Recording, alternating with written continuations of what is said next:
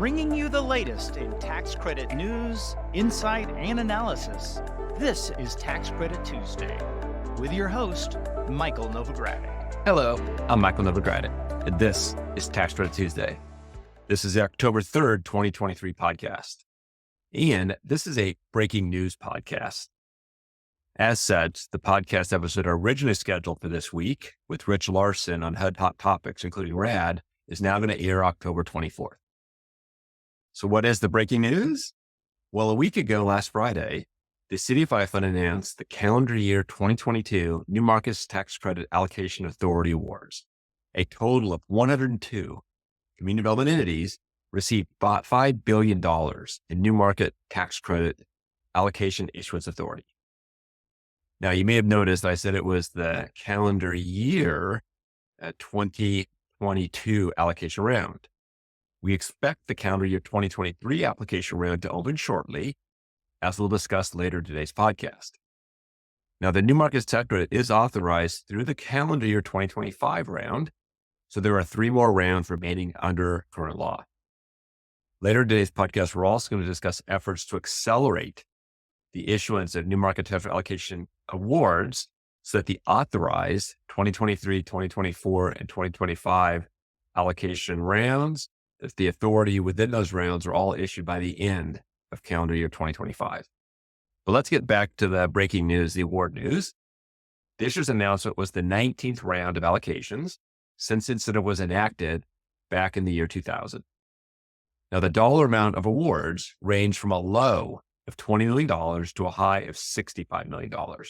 And the average award consistent with prior years is $49 million. Now, the New Markets Tax Credit, this isn't breaking news, is a big focus at Novogradac. My column in this month's issue of the Novogradac Journal of Tax Credits encourages Congress to make the New Market Tax Credit a permanent part of the Internal Revenue Code and do that this year. In fact, the New Markets Tax Credit is the theme of the October issue of the journal, which also includes articles about the first round of allocations 20 years ago, the value of investing minority-owned businesses, and much, much more. Furthermore, we at Novogradac have a webinar that's going to run this Thursday. It's entitled, How to Access Subsidized New Market Tax Credit Financing. I'd also like to remind listeners that the Novogradac 2023 Fall New Market Tax Credit Conference is going to be held later this month on October 26th and 27th in New Orleans at a New Market Tax Credit Finance Hotel. And there is still time to register, so I'll share the conference registration page link in today's show notes. I'll also share a link to the webinar and my column, as well as a link to a blog post from my partners, Brad Elphick and Rebecca Darling. They share their insights in the blog post into the Allocation Awards announcement. And coincidentally, or probably not, Brad and Rebecca are my guests on today's podcast. This is the third straight year that Rebecca and Brad have joined me to discuss the New Market Tax Credit Allocation Awards.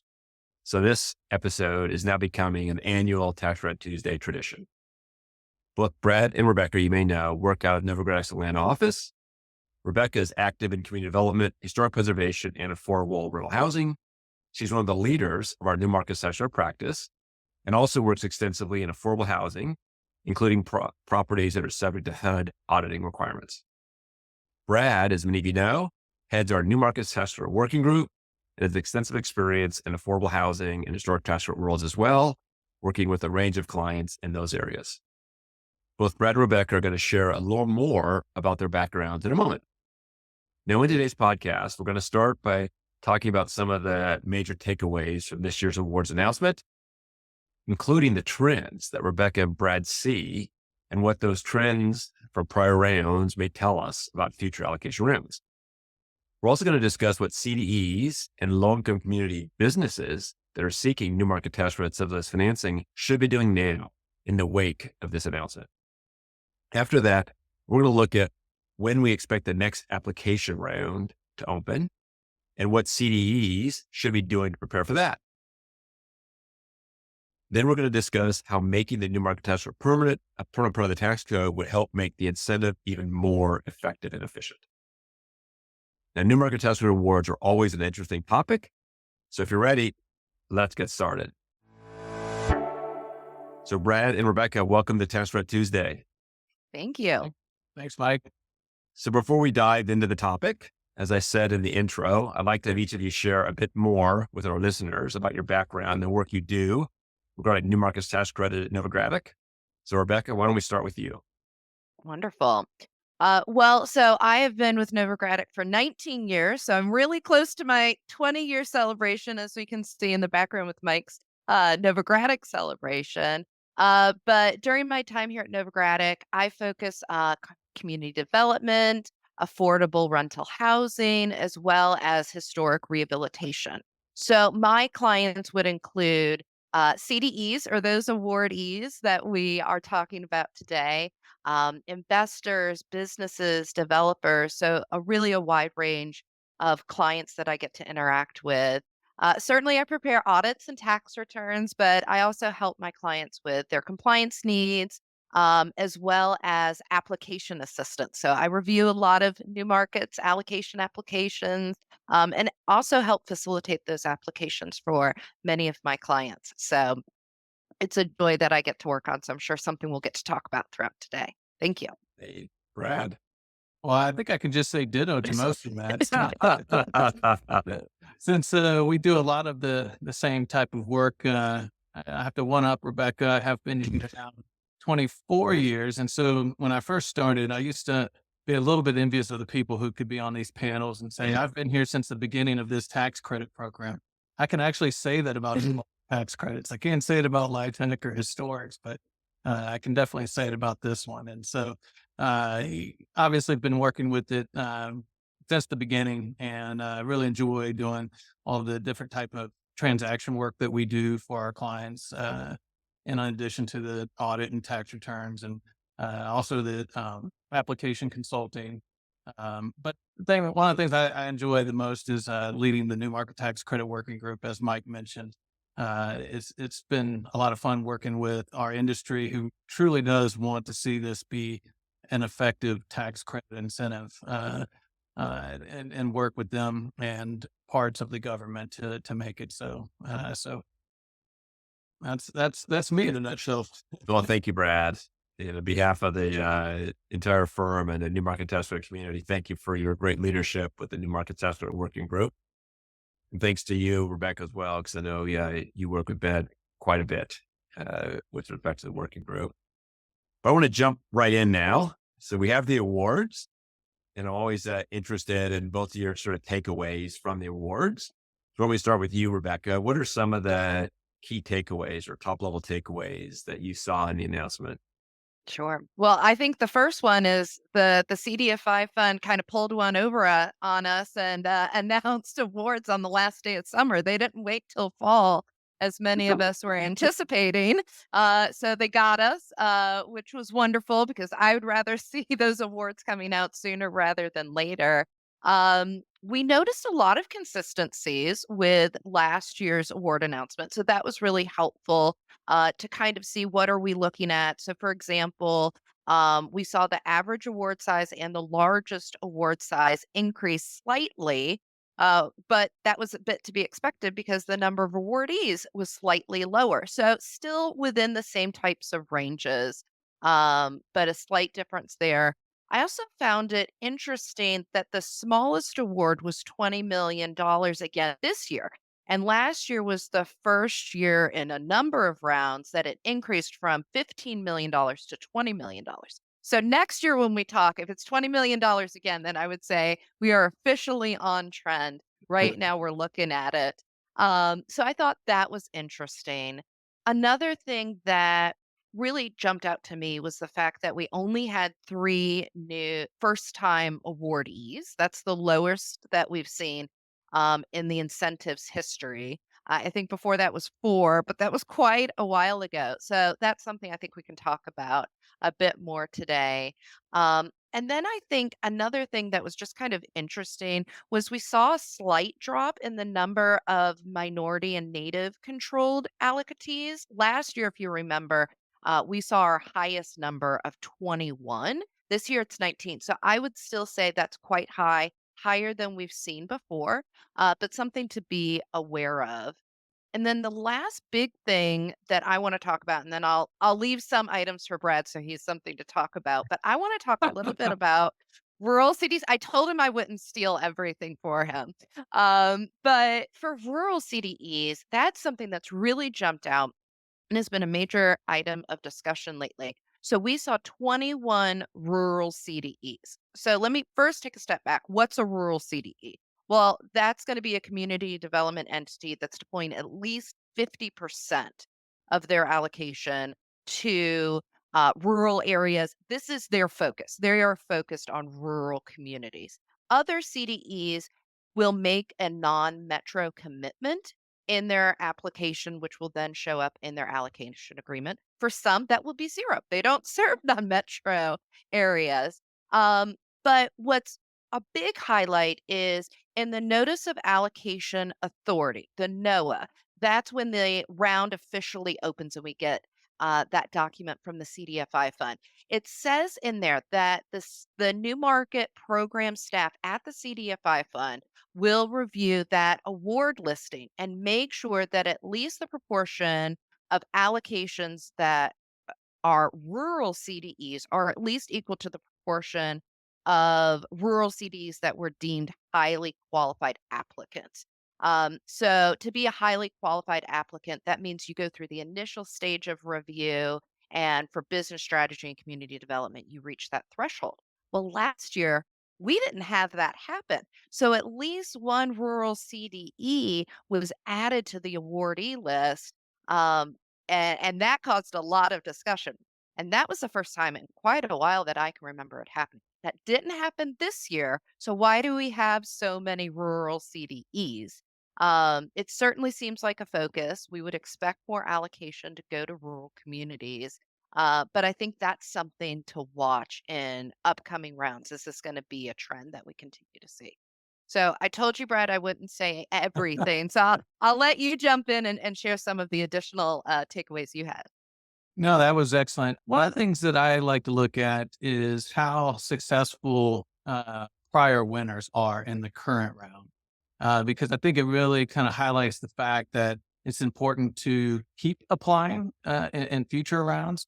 This year, we saw about 60% of the awardees had also won in the prior round. And then if you look back in either of the prior two rounds, it jumps up to 81%. So there's a high success rate for prior round winners. And so, keep applying. The odds are in your favor, obviously. And we'll talk though about what CDs should be doing who do have an award and how they can continue to be successful.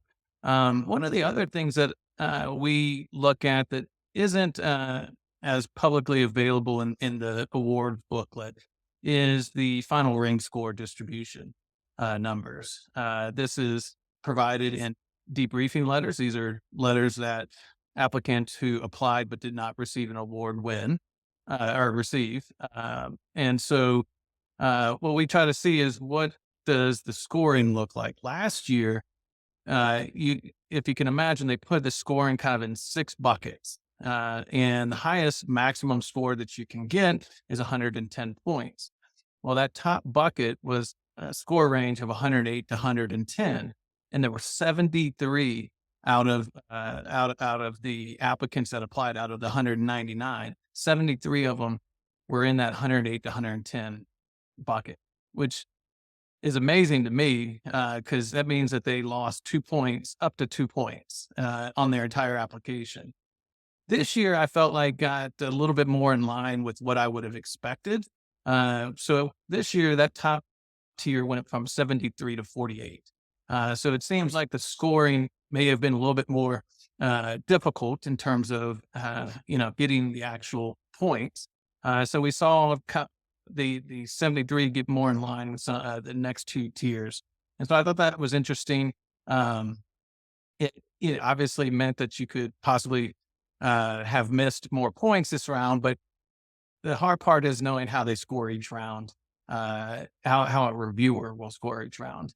There's a lot of unknown to that aspect of it. So I thought that was interesting. And I think that also, though, highlights why this is so difficult for first-time applicants, or even applicants who've applied multiple times. It's hard to break in because the scoring is so pushed towards the top, and so there's very few points that can be lost in your application. I think a lot of first-time applicants may not appreciate all of the nuances, and that's why I think using someone who is experienced to help with an application is extremely important. Could hopefully increase that number next year from 3 to more first-time awardees.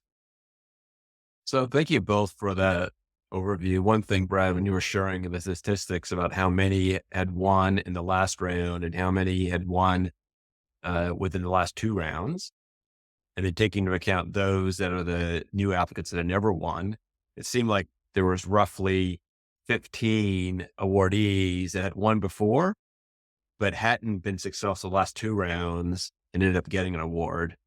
So it just reinforces the importance of applying, every year. And that just because you haven't won for a couple of years doesn't mean you're not going to get the award the third year. So the next question, now that we've you've shared some of your oversights, at a high level, let's be a little bit more pragmatic. So if I am one of those 102 CDEs that have received an allocation award, please share with the listeners what you think they should be doing now as they prepare to use that award and fund low-income community businesses. Yeah, sure. I'll take a stab at this, and then Rebecca, please add anything else. So if you've received an award, congratulations. I think kind of the next step with that award is to get a signed allocation agreement. And the allocation agreement essentially is the contract between the CDE and the CDFI fund about how that award can be used and different requirements, thresholds, and so forth.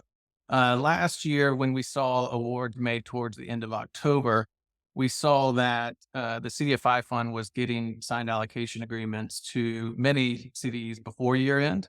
But however, some of them went into calendar year 2023. And why that's notable is in order to close a transaction, you need a signed allocation agreement. And there are a lot of CDs that try to get transactions closed before year end. So getting your signed allocation agreement ahead of that will allow those transactions to continue to proceed and be able to use the new allocation award that you have. The other thing I think that most CDs who received an award, as we're suggesting, is that they should also begin looking at the next round of applying again. And one of the threshold requirements for eligibility is that you have to meet certain percentage of your prior award invested by a certain deadline that they provide with each application round. This is referred to as the QEI-Kulicki threshold requirement. Last year, that requirement was in May, and so you had about 6 months to meet your investment requirements. And just for example, I don't expect the CDFI fund to really change these percentages much, but for CDEs, prior round CDEs, so those who just received an award that are rural CDEs, you typically have no requirement to have any of your allocation invested in order to apply in the next round. All the other CDEs who just received awards have to have at least 20% invested. And then as it goes back each round, so calendar year 2021, it's 40%, 70% for 2020, 90% for 2019, and then 100% for all rounds before that. And I say that because if you do have an award, you need to keep your eye on how much of your allocation from this most recent round you need to have invested within about 6 months. And then if you have prior awards, how much of that needs to be invested as well. So there's some aspects to keep in mind. And again, it's really important because it's an eligibility requirement. If you don't meet these thresholds, even if your application didn't lose any points, it wouldn't be considered for an award because you didn't meet this investment threshold. So I think that that's important for new awardees to look at. I'd also say that that there may be a little bit more pressure to close out current allocation and new allocation since the round was condensed a little bit in terms of time from when it was closed to when the awards were made. Most cities probably have a little bit more allocation available from the prior round, from the 2021 and prior rounds. So I know that they will be typically focused on trying to get more of that, of those prior allocations closed in addition to submitting an application. And so just making sure that you have the resources to be able to balance that. I know a lot of CDEs kind of have individuals there have different responsibilities, closing transactions and working on applications. So I can see a little bit of stress there. And then the last thing I wanted to mention was for CDs that just received an award to start identifying your pipeline projects that can close and which ones and how much allocation you now want to provide to a project, checking in with those projects to see if anything has changed. Census tracts were just updated. So there's some transition requirements that may apply to a project, and knowing whether you can close by the end of that transition period is important in case the census tract has changed in the updated data. So looking at those kinds of things and checking in with those projects, and then also checking or putting a priority typically on those projects, because if you are applying, you do want to meet this QAI key issuance deadline. So which ones do you believe you can also close by that deadline in order to meet that threshold? And then if you haven't already, I think you should be working on the next round's application, even though it hasn't come out yet. And I think that, that's what a lot of CDs have already done. We're working with clients who've done that. So, that's kind of my list of things to be working on. There's a lot on there, but that's just the nature of it right now. Yes, there is. Thank you for that, Brad. Was there anything you wanted to add to that, Rebecca? That was a pretty comprehensive list. It was a comprehensive list. To tack on a little bit to what Brad was saying, yes, many of the clients that I work with on their applications have already gotten started, but something that I've found is really helpful, regardless if you've won in the last round or were unsuccessful, is going back and reviewing last year's application. So for many of my clients this summer, they were saying, please just go ahead and review it. We don't know if we've won or not, but that's what we want to focus on. And I think that's really important because every year we'll notice some changes to what's just going on currently in the environments they're serving, their low income communities. And as you read, even if it's only been 9 months or a year since, that application went in, you can go ahead and start identifying some areas that may need to be changed. That's a great time to be having some strategy discussions. But I can pretty much find something to kind of tighten up a little bit on every application and things to talk about with my clients. And so I would say if you haven't started your application yet, you need to do that right now. That's on the top of your to-do list. But also, if you want us to review your prior application, whether it was successful or not, go ahead and talk to us. We'd be happy to do that. When Brad was talking about the scoring, I am constantly of the opinion we need that application to be as perfect as possible. I don't know if that threshold is you can lose up to 2 points or 5 points, but we don't want to rest on the possibility of losing up to 5 points. You want it as strong as possible. And that's something, we're happy to help with. Yeah, thank you for that as well.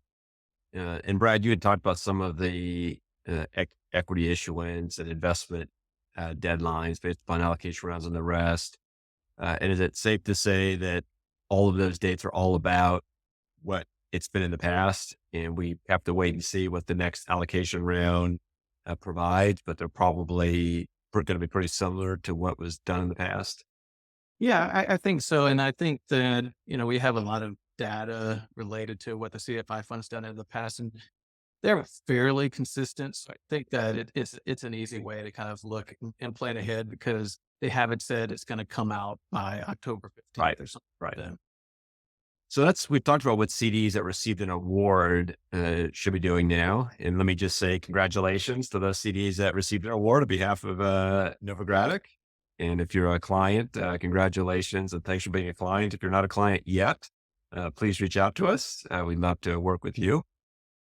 That said, not quite half of the CDs that applied actually did not receive an award, unfortunately. So what's your advice, Brad, to those CDEs as they wait for the next application round to open? When I was thinking about this, so a lot of the advice is similar for those that have awards and those that don't have awards. If you didn't receive an award this time, but you have prior allocation that you haven't used, you have some of the similar issues with QEI and quick issuance deadline requirements. So taking a look at that. If you didn't receive an award, you also got the debriefing letter, which gives you your scoring by a business strategy and community outcomes section, and as well as your final rank score. So I think that gives you some insight into where points were lost, and to Rebecca's point, where you can continue to tighten those up and know those areas that need to be tightened. So looking at your prior application and your debriefing letter, I think will help you for the next application. And then, I think that as you were suggesting, Mike, we don't know necessarily, but I think that most CDs are assuming, and I think that that's right, that the application is likely to change very, very little. And so I think that the last application, which is available on the CDFI Fund's website, is a great place to start. And I think you won't be wasting your time by using that to start your responses. And so I think that getting more familiar with not only that document, but all of the guidance that is out there. There's different pieces of information in different areas. And I think that can help maybe solve the question of where and how did I lose points. And so, and then I think ultimately a lot of this is planning in a world in which there's not much certainty in terms of the timing of this application round. But I think that I typically have been advising clients that they opened up the last round 3 weeks after awards were made, which was much faster than they had done in the past. But I've been telling clients to assume that they're going to do the same thing. And I think that the CDFI Fund sent out an email last Friday saying that they anticipated opening up the application round in the fall. And here's some things that you can do and things to expect. I think that was telling us to get ready, as we're looking at when the next application round. So I wouldn't be surprised if they have a similar 3-week turnaround. So having a plan in place to be able to have all of the information, the project pipeline and community outcome data pulled and available to put into your application, I think is really what you're focused on right now. And I just would add that given that the government shutdown was avoided, which For we're now. thinking was going for now is exactly right. And we were thinking that could cause a delay in the next round opening up. Given that there was an extension of 45 or 47 days, you kind of hear it referenced a couple of different ways, but given that there was that extension, you've got to believe the CDFI Fund will be strongly motivated to open the awards before the potential next date where the government could shut down again.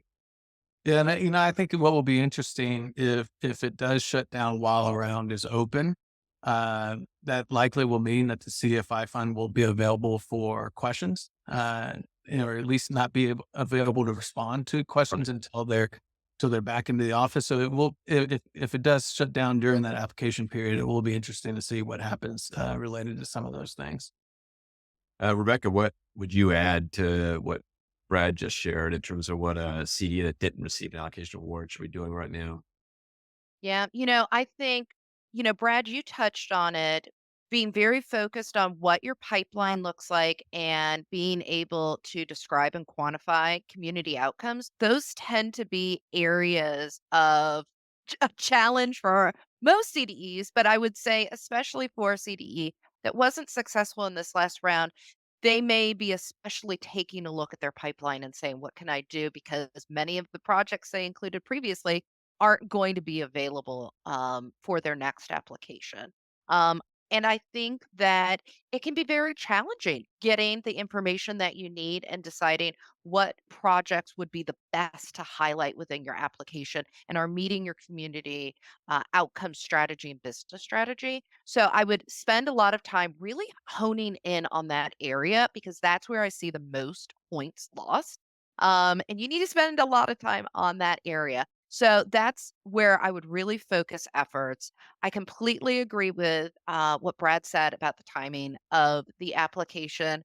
When I saw that email go across my screen on Friday, I stopped breathing for a minute because I thought, did they really just open the round? They didn't. And I completely agree. I think this is just one more reminder that the new award cycle that is going to be opening anytime now. So it's kind of like when a woman is pregnant and she's about to have a baby and they say any day now, that could be tomorrow or in like 2 weeks. So basically I'm saying that constantly now of like it can be anytime.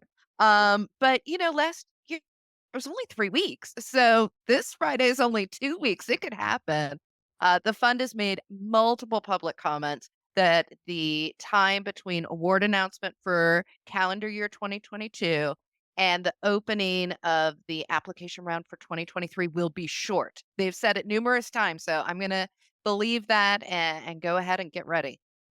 And Rebecca, I just wanted to add Yes, something go ahead, to Brian. related to the score. Typically, when we work with clients didn't receive an award and we look at their debriefing letter, almost every time the area that needs the most help is community outcomes. And Yes. so I think that in a lot of ways is typically the difference between those who receive awards and those who don't is those who score really well in the community outcomes section. And so I just wanted to share that with people because you may not all get to see kind of the breadth of scores that we get to see. Yeah, thank you for that, Brad. So we've talked about CDEs, those that received awards, those that did not, but applied. And then obviously, if you were a CDE that didn't apply, certainly you should be thinking about applying the next round. I wanted to turn now to local community businesses. The CDEs access the right to issue equity that's eligible for the tax credits. It allows them to make subsidized investments, loans, or equity investments in businesses. And oftentimes the businesses are new developments, so they commonly get referred to as projects. But if I do operate a business in a long-code community, I'm thinking of starting a business in a long-code community, and I'm in need of subsidized new market tax credit financing to expand my business, make my business financially feasible so I can start it. What should I be doing now, given that I know which CDEs received awards? And turn that one to you, Rebecca. Sure. Well, first, I will say come to my webinar on Thursday, how to access subsidized new market tax credit financing. We're going to tell you everything you need to know.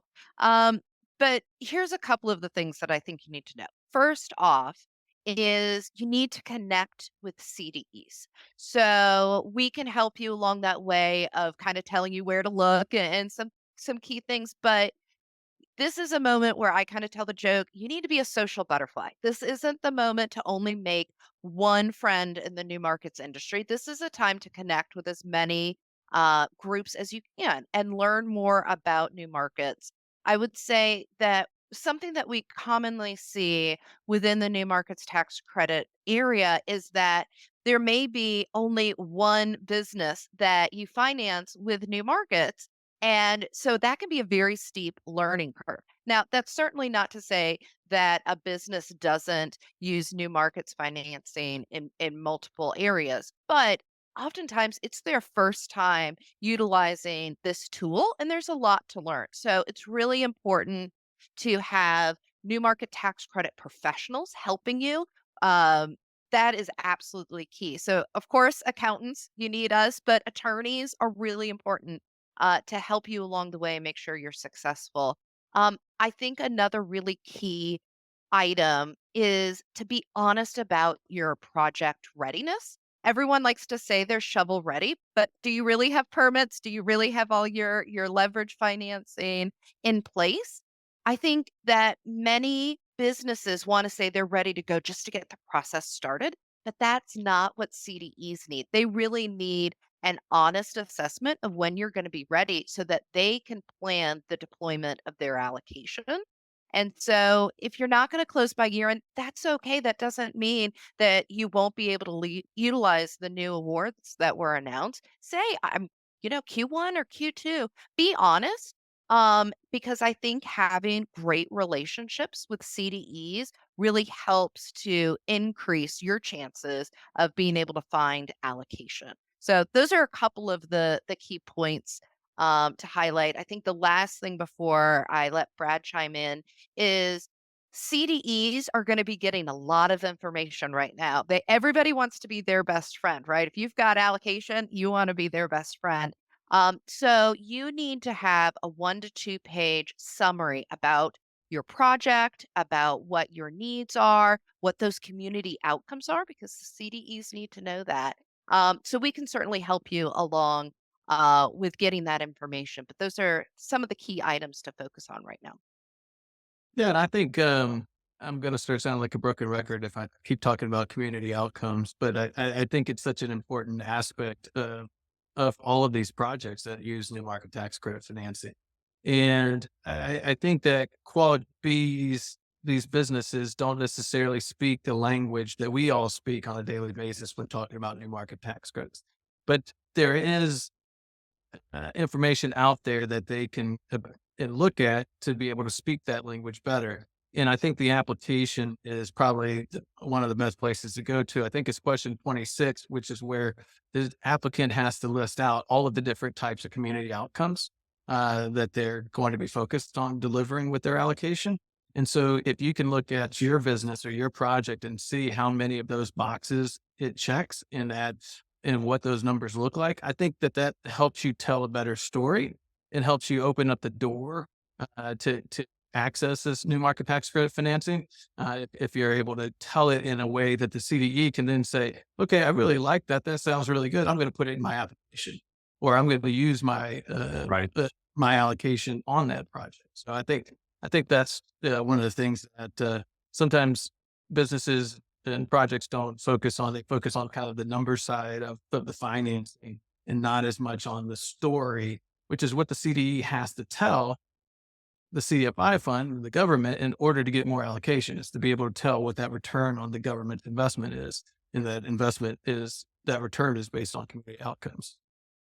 I just would emphasize that, and in terms of the outcomes, so I'll be part of the broken record here. I know Brad, Rebecca, we work quite a bit with a lot of local community businesses that sort of came to us, and we've worked with them to create what I like to refer to as brag sheets and get really mechanical, where you kind of go through each of those items that you mentioned, Brad, with respect to the section about outcomes, where you kind of list through in the way the CDFI fund is evaluating investments. It can be very specific and very operational, if you will, with respect to that. So you're laying out the outcomes in a manner that CDEs need to be receiving them so that they can then roll that into their reporting and the rest. And I'd also emphasize the importance of reaching out to CDEs, even if they didn't get an award, get in their next application. And both of us have talked about this before in prior podcasts, getting into that next application round. Hopefully, if you're a business that is reaching out to CDE, hopefully you've taken that advice already and you were in an application that of a CD, they got an award, you can go to them and say, I'm ready to go. But it definitely is one where, having all those outcomes listed out in a very programmatic way. And it's not just, as both of you know, it's not just that one question. There's also other parts of the application where there's other features and other outcomes that get mentioned that are in a more catalytic and a broader nature, but being able to also have categories that deal with those questions as well really makes it easy for the CDEs to say, this is a business I should want to finance. Yeah, I mean, and you have to realize that it's a finite resource, and there's a lot more projects in need. Yes. Market tax credit. And I think the program, the applications last round 199, I believe, requested nearly $14 billion in allocation. So the need is out there, and so doing these little things helps you get into the door to be able to actually access the finance. And then Brad, and I think both you and Rebecca mentioned when the CFI is most likely to open the next round. Brad, you mentioned 3 weeks. I'm not sure that's what you think is most likely, but maybe you could share with our listeners a little bit more as to when you think the next application round would open, and then also how long you think the round itself might be open. Because it's, opening just means you can start filling out the application, the format that the CDFI fund's asking for, and some dates start kicking in, but it's really about, when they have to submit the application. Yeah, and that's exactly right. And I think that all of these guesses are based upon kind of what the prior track record of the CDFI fund has been. And, what we saw with the awards, on September 22nd was that the time period from when the application was due to the awards was the shortest it's been. So that's a good thing. And the 3-week turnaround last year is a good thing for the program to be able to get the allocation out in the year for which it's authorized. So if we kind of take some of those data points from the most recent round and not necessarily some of the rounds before that had a little bit longer time frame on them, I'm sticking to the, assume 3 weeks. It may be sooner. I don't think it will be much past that. I could see maybe 3 to 6 weeks. But if we use 3 weeks, that's Friday, October 13th. It'd be when the NOAA could be issued and the application round opened. And if you use the same period of time for which the application is open as the prior couple of years, which is about 70 days or 10 weeks, that would give you a deadline somewhere around December 21st. So just before the holidays. And then if we try to look even further and predict, when might these awards, because I think for businesses, that's what sometimes hard to wrap your head around, is that you're hoping to get an application that may not hear for an award for a long time. And so, if you kind of forecast out what that could be, 239 days, which is what the last round would be, that'd be mid-August before awards would be announced. I think the other deadline that I've tried to predict, the other deadline is the QEI issuance deadline, the QEI issuance, issuance deadline. Last year was May 4th, as I mentioned, which was 188 days after the prior award announcement. And if you take that 188 days from September 22nd, that's about the end of March. So CDEs will be looking at that, kind of trying to plan based upon that. I think that we're going to have those percentages closed by the end of March.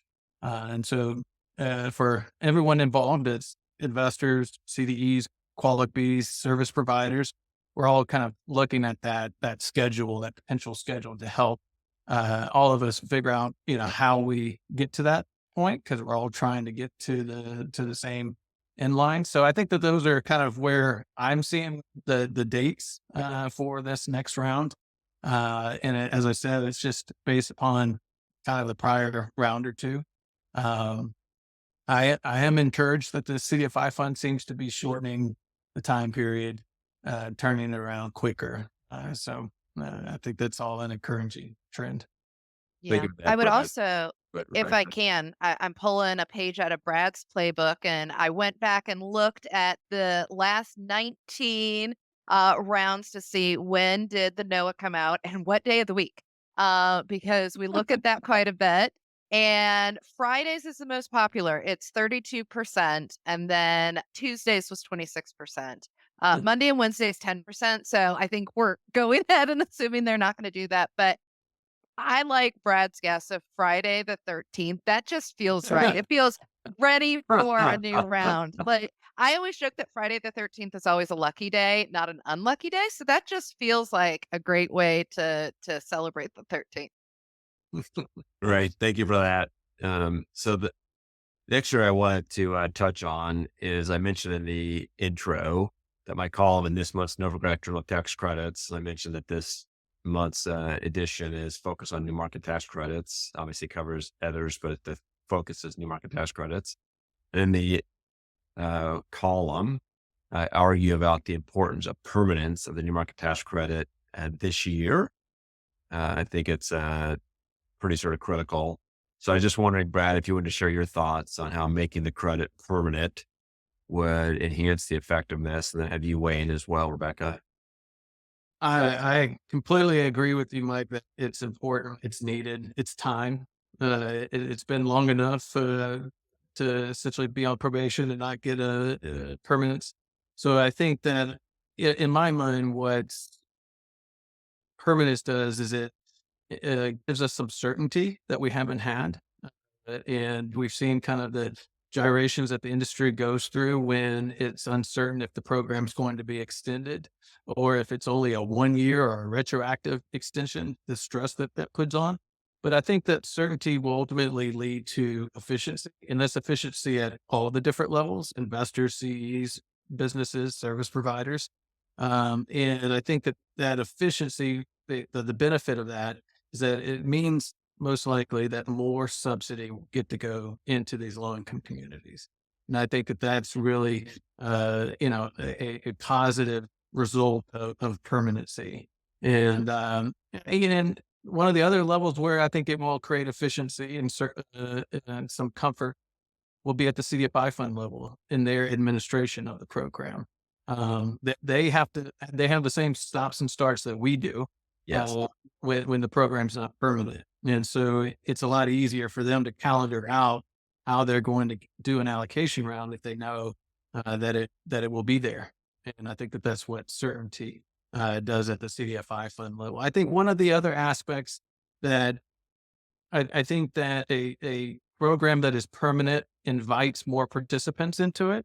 And as we've seen, the number of applicants has settled around 200, whereas before was closer to 300. I think that with a program that's more permanent, you will have groups putting more resources towards it. Those will determine whether or not, how much they will be involved in new market tax credits. And if it's permanent, then they can make more certain and commitments. And I think that CDEs can do the same thing in their hiring, their resources, in the amount of capital that they want to kind of dedicate to their new market tax credit platform. So I think that, and service providers and such, everybody can kind of focus and commit on certain resources and not have to make the argument for something that may not be around for, in 2 years or something like that. No, thank you for that. I don't know if you had anything to add to that, Rebecca, or if you just wanted to move on to other items you wanted to share more broadly. Well, I think that I would just show or highlight that we've had a 5-year extension. And I think that was extremely helpful to just kind of highlight what permanence would be able to do. When you are looking at just annual renewals, there's just so much uncertainty within the industry. But with this 5-year extension, I saw a lot of stability. Many of my clients were investing in their internal staff. They were planning out deployment better. They were planning their allocations and timing better, and they were adding more resources to be able to deploy more efficiently. I can only imagine what we could see as far as ripple effects with permanence. To Brad's point about um, wanting to see the best projects, the best businesses receiving financing.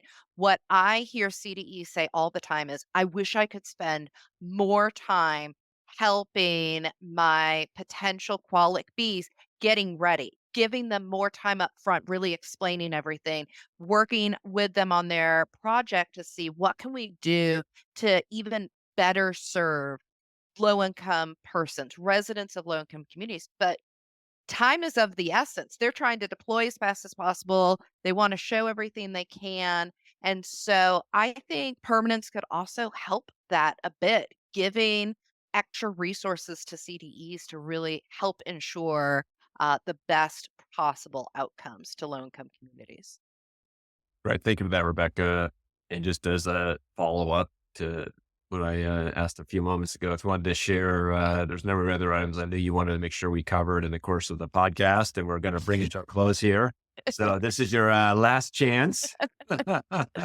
I think there's a couple things. Number one, please come to our webinar on Thursday. I think it'll be really helpful for any businesses that are either talking to CDEs right now or looking at new markets as a potential financing tool. Another thing to keep in mind is we always have an application webinar once the application is released, typically a few weeks after. So my partner, Nicolo Panoli out of Portland, and myself will be leading that webinar. So I have dedicated a lot of brain cells to that application. So I'm looking forward to seeing what changes we have. But as we discussed, we're not expecting huge changes to the application. So if you haven't started working on your 2023 application, now is the time.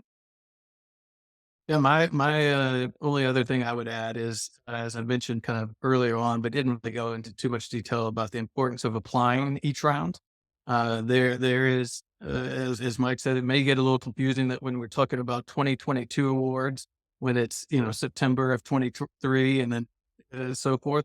The New Market Tax Credit Working Group, in conjunction with others in the industry, really have been part of an effort to encourage the CDFI fund to find a way to allocate the remaining 3 rounds of New Market Tax Credit Authority, $15 billion by the end of 2025. For members of Congress, 2 senators, 2 representatives sent in a letter to Treasury as well, recommending that. So there's some support for that. And so what that could possibly mean is that the CDFI fund combines some of the 3 rounds into 2. So if you're not applying, you may miss out on a larger round, which generally means more allocations, more awards.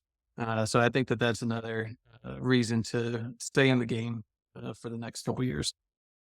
Thank you for that, Brad. And I would also just remind listeners about the New Market Tax Credit Conference coming up at the end of the month. So please join us there. And please also reach out to Brad or Rebecca if you're interested in joining the New Market Tax Credit Working Group. Maybe, Brad, you can give a brief little pitch for the New Market Tax Credit Working Group.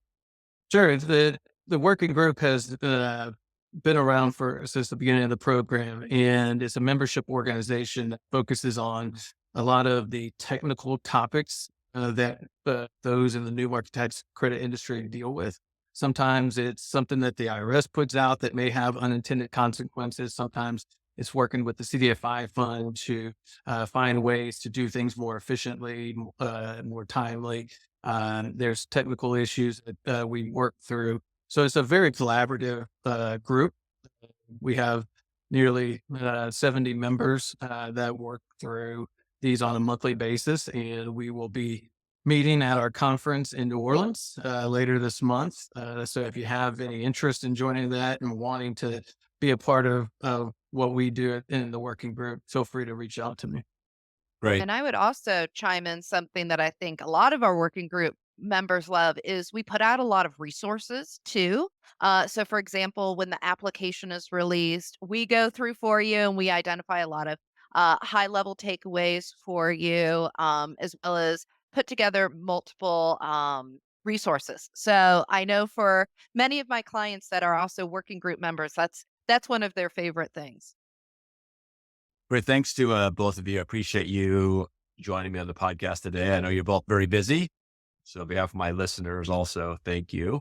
Please do stick around for the off mic section. I get to ask you some off topic questions so you can share some words of wisdom and advice for me and my listeners. To the listeners, please be sure to tune into our episode next week. We're going to have another topic in our So You Want to Be a LIHTC Developer series.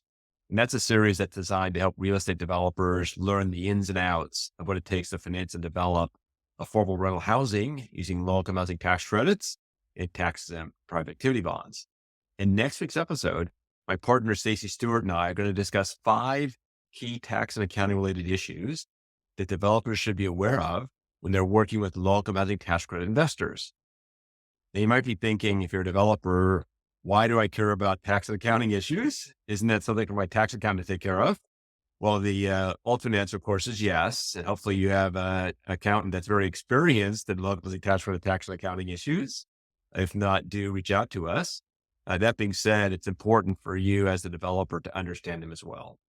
And the issues that we'll discuss next week have important implications for attracting tax credit investors, as well as better ensuring a predictable delivery of tax credits. You want to avoid yield adjusters and the rest.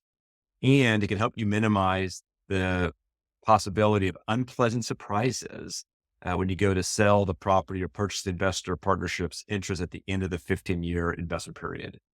And if you're new to love the tax credits, you might be thinking, why do I need to be thinking about now? Why do I need to think now about my investor leaving at the end of 15 years? There are a lot of reasons why you should be thinking about it now. And if you talk to an experienced developer who's been through the cycle, they can share with you a lot of the reasons why they wish they had been thinking about it at the beginning. So whether you're a first-time LIHTC developer or an experienced one, we're going to share practical insights that'll make your affordable housing development a success, and there'll be great benefits to listening, as well as encouraging the rest of your development team to listen to the podcast. And as always, if you have any questions you'd like us to address in the podcast, please email me at cpas@novoco.com. That's CPAS@novoco.com. So now we've reached our off mic section where I get to ask guests some fun off-topic questions. They can share some advice with me and the listeners. So we do have, as I mentioned earlier, the New Market Tax Credit Conference coming up in a few weeks. We expect there to be hundreds of attendees. I'd like to ask each of you what your top tip or one of your top tips are for attendees to help them make the conference experience the most useful. And I will let one of you speak first. You can decide between the two of you who wants to go first. Go for it, Rebecca. All right. Something that I would say is one of the things that I absolutely love about our conferences is it is a fantastic networking opportunity. So what I say is your homework right now is to go ahead and be connecting with CDEs, with Brad and myself, with everyone, and go ahead and plan some meetings while you're going to be at the conference. We know that everybody meets while they're at the conference, so you will see that throughout. We have plenty of different spaces available, but something that I absolutely love is if you're our business and you are kind of starting down this path of CDEs that you were talking to have allocation, you're kind of getting the ball rolling. How fantastic is it to, instead of being on Zoom or a conference call, you can meet at the conference and get everybody together. I think that just helps the process go so much smoother. So I would say best tip is set up meetings for while you're at the conference. And let me just interject there. This right here is my... Wait, no, Mike, that's my tip. Don't take it, Brad. Take it away, Brad. I didn't want to steal your thunder. I should let you speak first. Well, I was just waiting for Rebecca to say it because we were going down a very similar path. So one of the ways that you can network better is by downloading the Novogradac Events app, which I think has been a tremendous tool. I rely on it when I'm at the conference, but it allows you to chat with all of the other attendees, see who's attending, and that usually goes live a couple weeks before the conference. So if you're registered, as Mike is showing, I can never get my phone to show on a Zoom call. That's impressive. But it has the attendee list, the schedule. It also, as a moderator, I love interacting with the audience, but the audience doesn't always love raising their hand and standing up in front of everyone.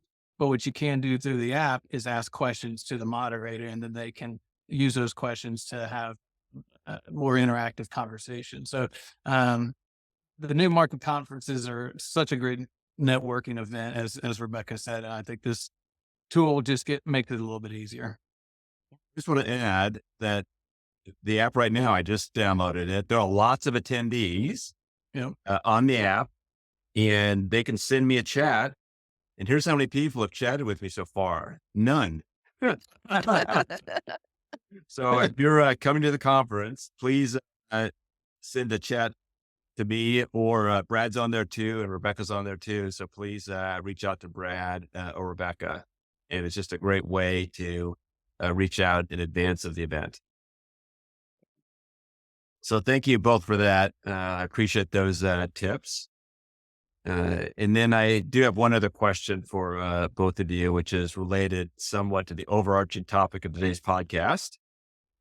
When you're dealing with periods of extreme busyness, what are some of the techniques you use to stay focused and doing the important things first and avoiding getting overwhelmed? And Brad, Rebecca had the pleasure of going first the last time. I'll let you have the pleasure this time. Yeah, this is one of those ones where when you see the question and know that you're going to have to talk about it, it's a little bit of self-reflection of how well you actually do some of these things. And I always try to have goals, and then try to ensure that what I'm doing is ultimately something that will help me stay focused and achieve those goals. But as you mentioned, in times of busyness, there's lots of things coming at you at one time. And I think that I often will in the mornings try to map out how I'm going to attack the day. That plan lasts for all of 15 to 20 minutes after the first couple of emails come in. But even as those emails are coming in or calls are happening, I think it allows me to recognize that change is okay, that all I need to do is kind of refocus or readapt to that change, and then continue focusing on achieving that daily goal, weekly goal, whatever it is. But it's adapting to the change, which I think is sometimes the hardest throughout your day, because, there's lots of things that happen that you don't expect to happen throughout the day. Thank you for that, Rebecca. Yeah. I think one thing that I do along those lines, Brad, is I set a little bit of buffer time whenever I'm setting different goals with my clients, when I'm going to get a review back or whatever, because something I live by is under promise and over deliver. So I put in that buffer time because I don't know what kind of issues I'm going to run into, but I'm going to. And so that really helps me as I'm prioritizing and setting my goals. I think another thing that's been really helpful for me that I've done, especially over the last couple of years, is I take a daily walk or jog, and just getting outside and clearing my mind. I always come back. I've solved some problem. I have focused. I am ready to get after the day. So in the winter, that means it's like an 11 o'clock walk. It's a little bit warmer. The other thing that I've started doing that I've found really helpful is I have a couple playlists on my computer that if I just reach a point and I'm like, all right, I need to refocus, I take kind of 2 to 5 minutes, and whether it's kind of violin music or spa music or ocean, I just close my eyes and focus for a few minutes, and then I can come back. And I think that really helps me stay on track, especially when we're really busy.